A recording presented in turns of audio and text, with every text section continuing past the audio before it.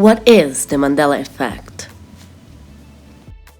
The Mandela effect is a phenomenon that sees the majority of the population misremembering the same event. It was named after Nelson Mandela, the protagonist of the first episode that everyone noticed to misremember. We all thought he had died during the 80s in prison. We got it all wrong. He died 20 years later. But the reason why the Mandela effect is so famous is for the other cases such as this one. A few demonstrations. Do you remember how Looney Tunes is spelled? Looney, Looney, Tunes, Toons. You sure? Yeah.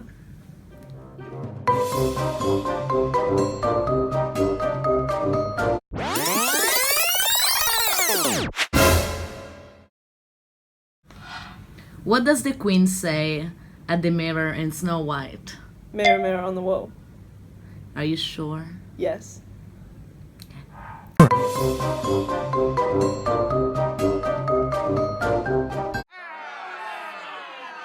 Don't worry, Honor. It's not you. Actually, this is quite common. So assure yourself that you're not the only one. But why does it happen? Some say this Mandela effect is related to time travel.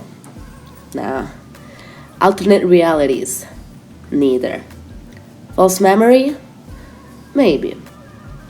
The Mandela effect and false memories are actually the same thing, as they share their main features, which regard remembering events differently and remembering things that never occurred. All things that come from misinformation. Yes, misinformation is in the eye of the beholder, and I'll show you with a few other demonstrations. Misinformation, though, is not all that there is to false memories. Just think about how many information our brain is in touch with every second of our lives. Do you think it's that simple to remember all those information? Of course not, but we still remember it, and that's thanks to patterns. The brain helps himself with patterns to create shortcuts to get to those memories as fast as possible. Giovanni, do you remember what was your favorite snack when you were younger? Yes, it was Kinder Pane Choc, that is a typical Italian snack made with chocolate and was amazing. And what color was the box?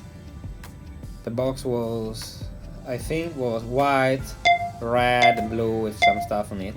Do you remember particular features of the box?